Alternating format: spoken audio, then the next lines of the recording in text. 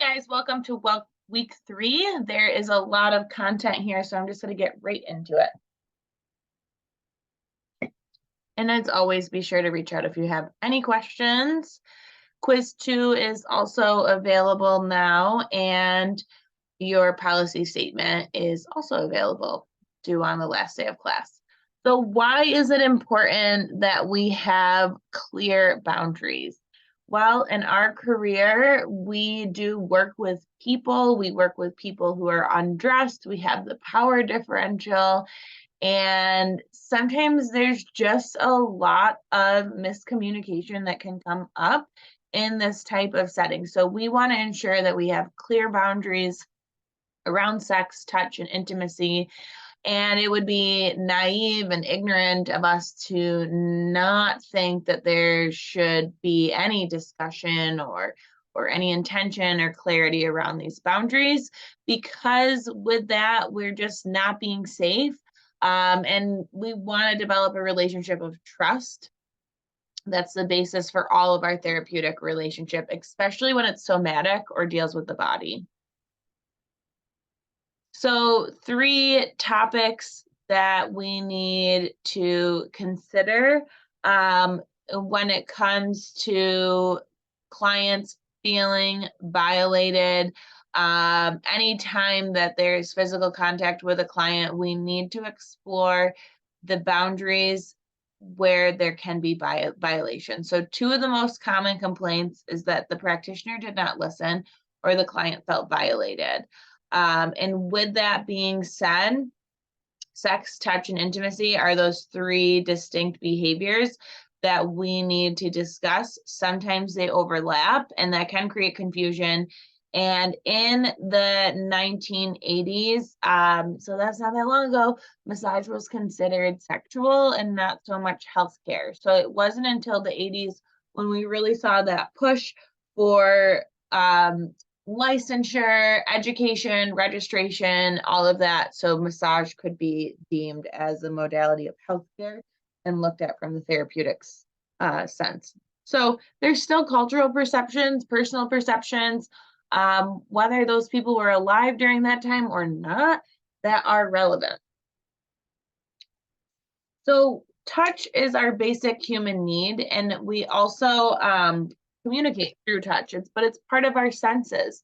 When we are born into this world, we really can't see, we can't hear, but we can feel touch. And as we age, we really can't see, we really can't hear, but we can feel that touch. So it is one of arguably the most important senses because it's developed first and stays last. But in our culture, we're really taught to like keep our hands off of our each other at an early age. So it kind of goes against our natural need for touch, just like we have those needs for shelter, water, food, protection. We also have that need for touch. It begins in the womb, and touch not only is something that we need for comfort, but it also has a connection to stimulating our immune system, helps reduce stress, and keeps us connected as a community. So how do you know if your touch is too intimate or it sends a negative message to any specific person? And really, that's going to be about training yourself to attune to the client's verbal and nonverbal communication and feedback, and being willing to discuss sensitive issues with them in a trusting and professional way. So here's some things that can come up for people as they go through touch. And so when people receive touch, there's a lot of different processes that go on, and oftentimes it's unconscious. They're not even aware of it to determine what the meaning is of that specific touch. And we can do this with anything that comes into our life, but we're just talking about touch specifically.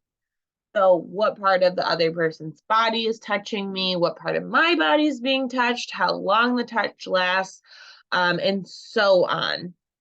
So if there's any like nonverbal behaviors or verbal exchange that's present, and then not only what's happening in that moment, but also like prior touch experiences, and if there's any sort of trauma, if there's something that this can trigger or remind them of, good, bad, or indifferent.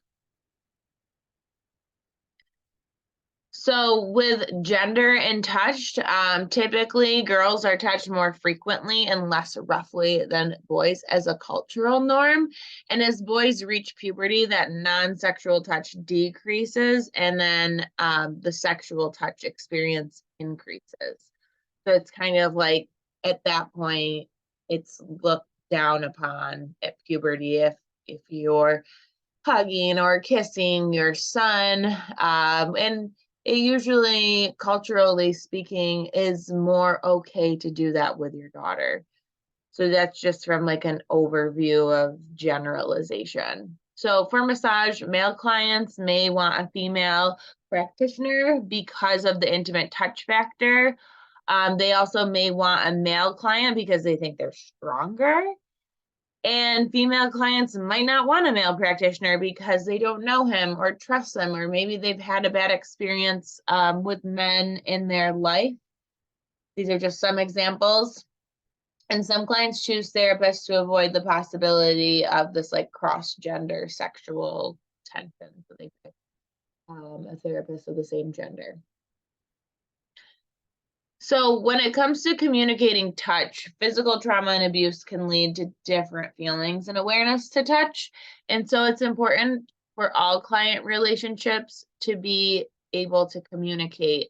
So there's clear consent over what is going to happen, and then continue to communicate with your client while they're on the table or mat to ensure that they're comfortable and that there is positive feedback around the touch. And if there's not, then you're going to make adjustments. As far as intimacy goes, physical, emotional, and verbal intimacy all are factors to consider. So physical intimacy is more of the affectionate and sexual touch. Emotional intimacy is when we have those like feelings of closeness, and then verbal, you're disclosing emotions, feelings, words of affirmation. So to make some clarity around intimacy, we touch, but we don't get touched by the client. And sometimes the client can feel nervous and ask personal questions. They might also feel comfortable to do that. They might ask you personal questions out of just nerves, or they're feeling like that they can do that. And it's important for you to keep clear and concise boundaries to also keep the client safe as well. And you need, as the therapist, outlets of intimacy in your personal life, so that way there is no crossing of boundaries or temptation to have intimate relationships with clients. So sex, culturally taboo and culturally bound. It's like sex and money, right? We know like we need to do it and have it, but we just cannot talk about it. And this comes up you know, a lot, in the sense that it is just one of those things that we brush under the rug a lot of times, or don't talk about, just ignore. And ultimately, it's not something that is or should be easy in the sense of being a therapist to deal with. But I think the more education that you have around it, the more that you see it from this neutral professional standpoint. At least in my experience, it's been that when people do make any sort of innuendos or comments around massage being sexual, I look at it as an opportunity to educate people, because maybe they're just ignorant or they are unaware of the therapeutic massage. And this is going to be different for everybody. But as far as sexuality is concerned, it's not just the physiological process of having sex.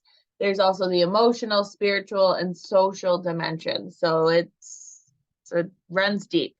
And sexuality often includes orientation, how you identify or label yourself, and the sexual behavior.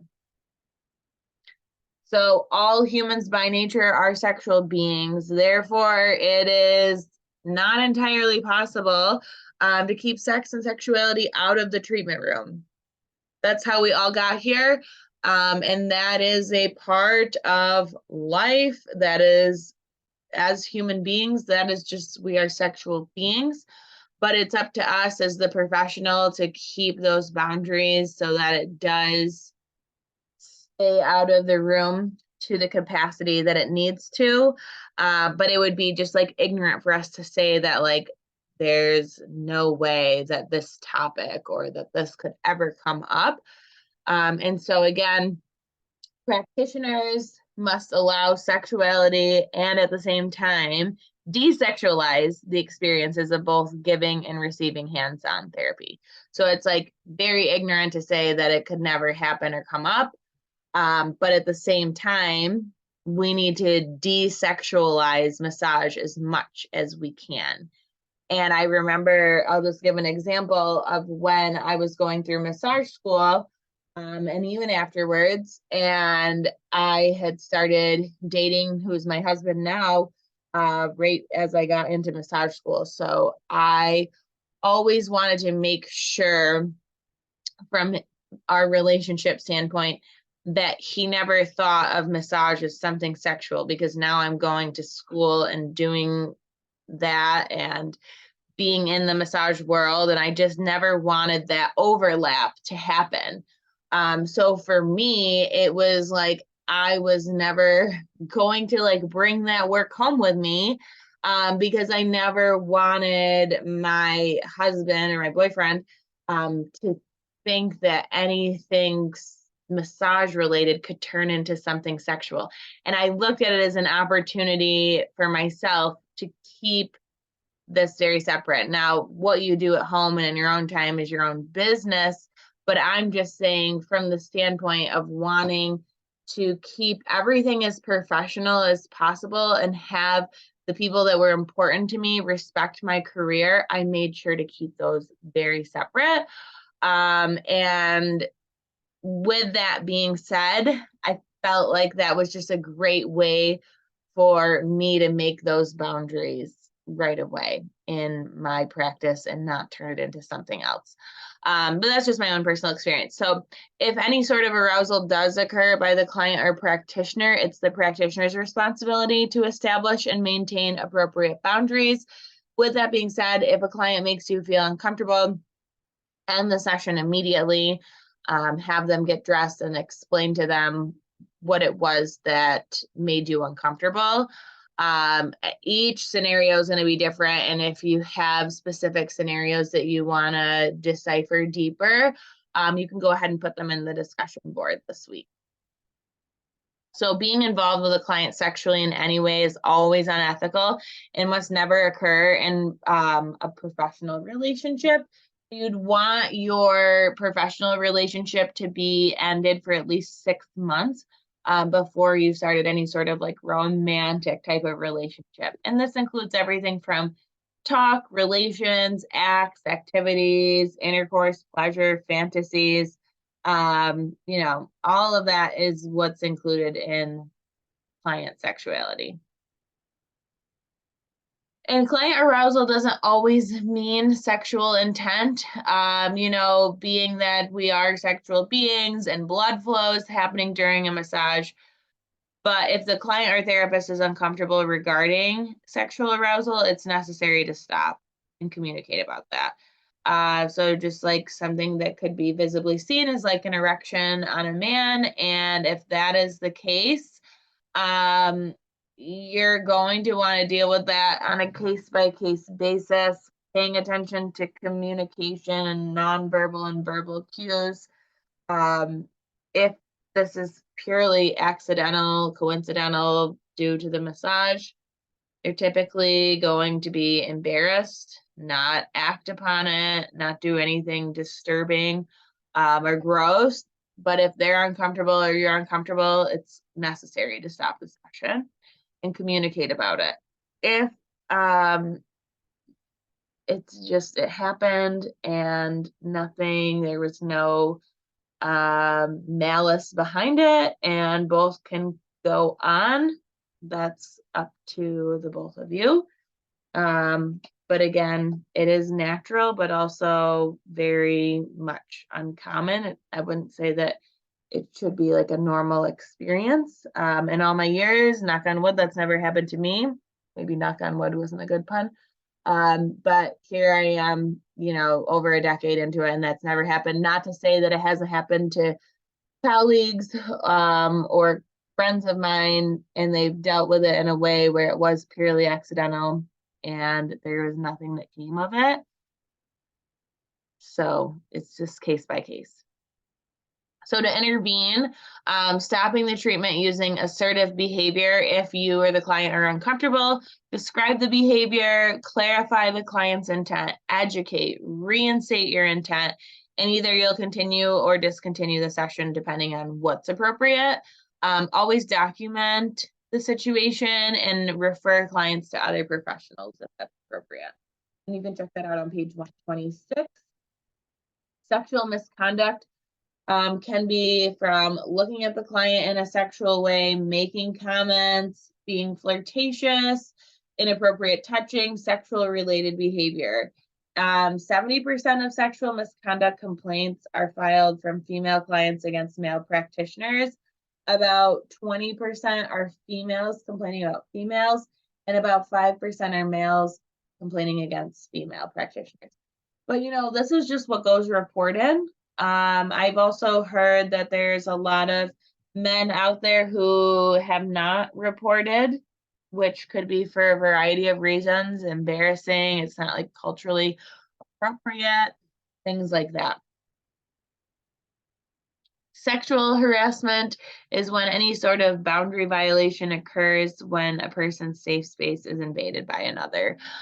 Quid pro quo is a Latin term where you demand sexual behavior in exchange for job benefits. So like you're going to have advancements in your career if you give sexual favors. Hostile work environments can come up. An Equal Employment Opportunity Commission. Anybody who lives and works in New York State is protected under all of this. So if you ever wanted to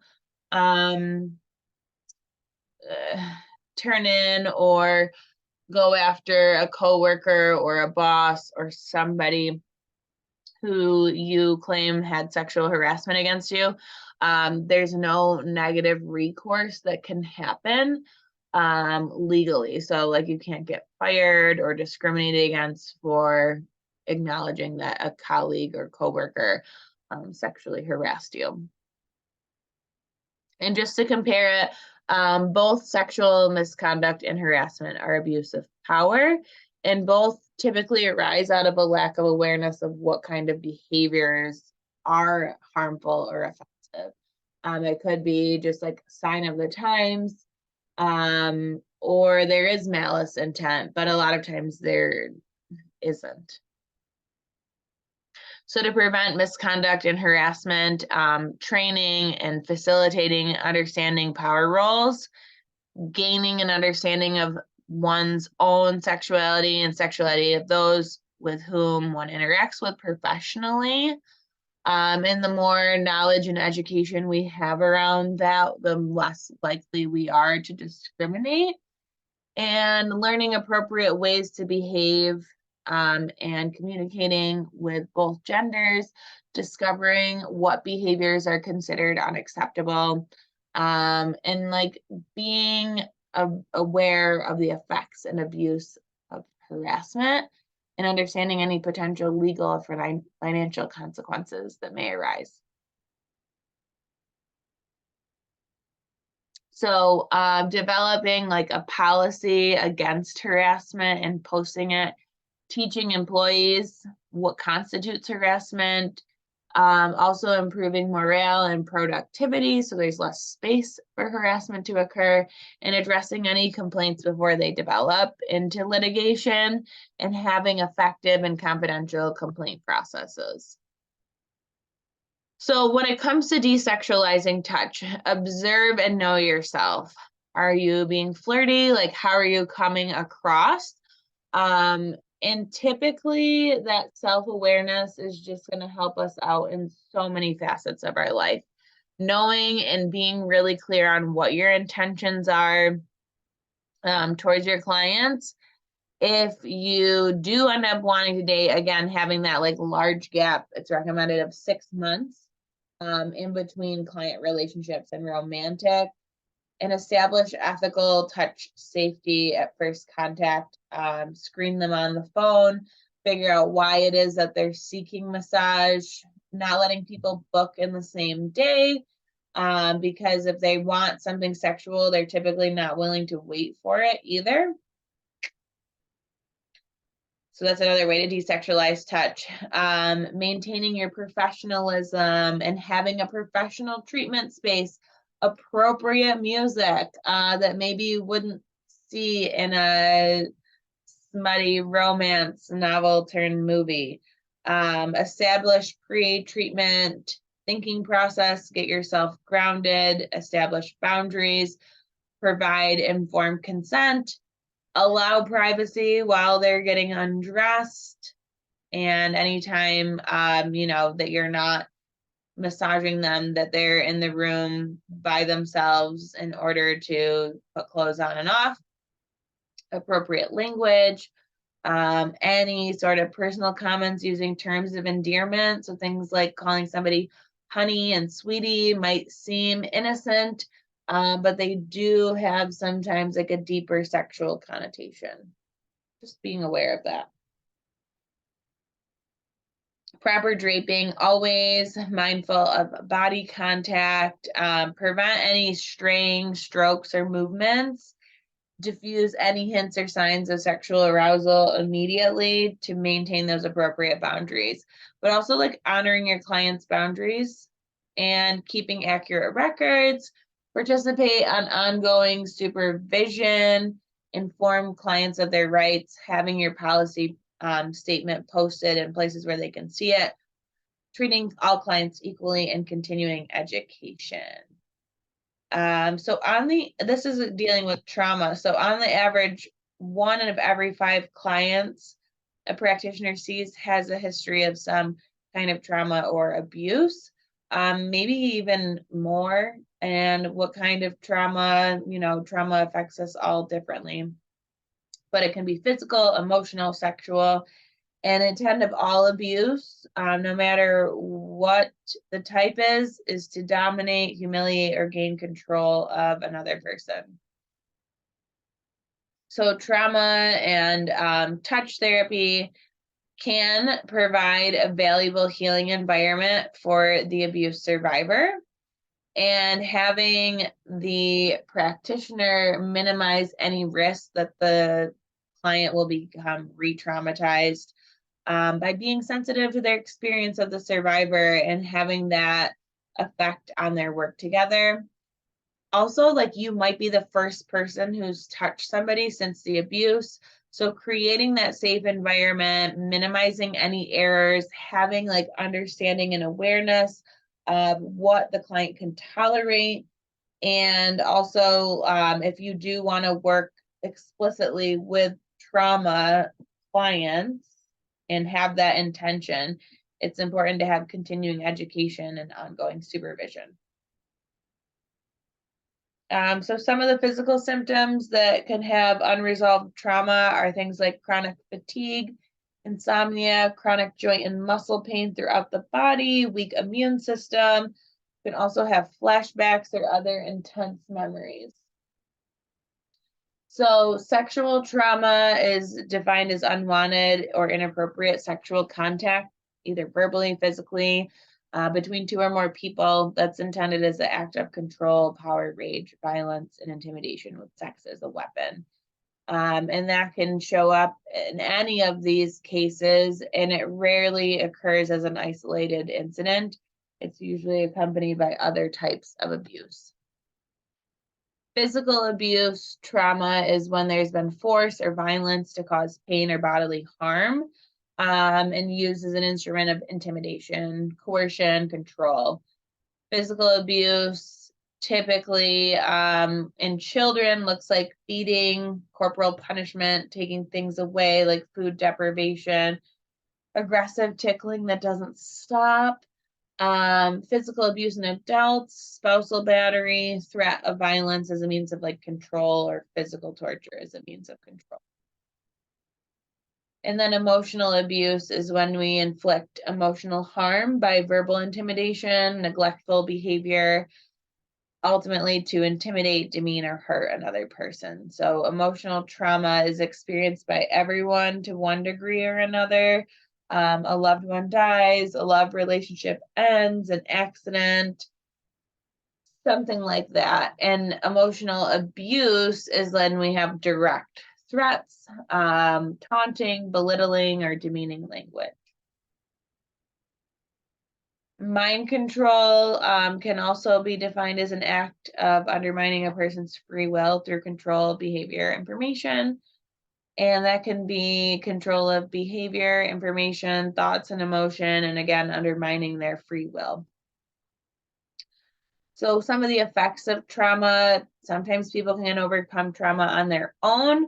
And then a severe repeated trauma, person can be in a state of shock for the rest of their lives. Post-traumatic stress disorder is an impact of symptoms of unresolved trauma from war, medical abuse, survivors, major accident, childhood torture. The three major symptoms of PTSD are hyperarousal, intrusion, and constriction. So just in that constant state of being alert, abnormal memories with the intrusion, like flashbacks or nightmares, and constriction is when someone becomes numb or psychologically removed from pain, or they're disassociating. So complex post-traumatic stress disorder can alternate between that hyper-awareness and the numbness. And a survivor can be caught between completely forgetting and also in the constant fear of reliving the traumatic experience as a way of a coping mechanism. And for trauma, the three stages of recovery being safety, remembrance and mourning, and reconnections. As far as the recovery goes, the criteria that are important, the survivor is able to remember events and choose when they allow memories to surface versus being in them without their control. And emotions can be felt as a range of intensities, and the survivor has moved beyond that numbness or being overwhelmed. Their symptoms are going to start to cut back or recede, self-esteem increases, they're able to connect with others, and they can look towards the future. So there are benefits of touch therapy as an adjunct to psychotherapy. It can also help survivors have a more compassionate relationship with their body, having that experience of pleasure around non-sexual or non-violent touch just helps people get in their bodies, stay grounded, recover and reclaim control over their boundaries, helping release any stored memories in the physical body, and help with trust and empowerment. But again, this is why it's important to have continued education around this if you're going to specialize in it. And it's not to say that you have to be trained to work with somebody who is a trauma survivor, but it's just going to be that much more beneficial for you to be. So if that is what you're, if that's what you're going in and you're specializing in, versus somebody who comes to you that has trauma, that their intention isn't to like heal from the trauma with the body work. So if your intention is to help in that healing process, you would want to have like a very refined degree of your own self-awareness, education to prepare for this type of work, hands-on techniques, and then support networks for you to unload, like peer counseling and supervision.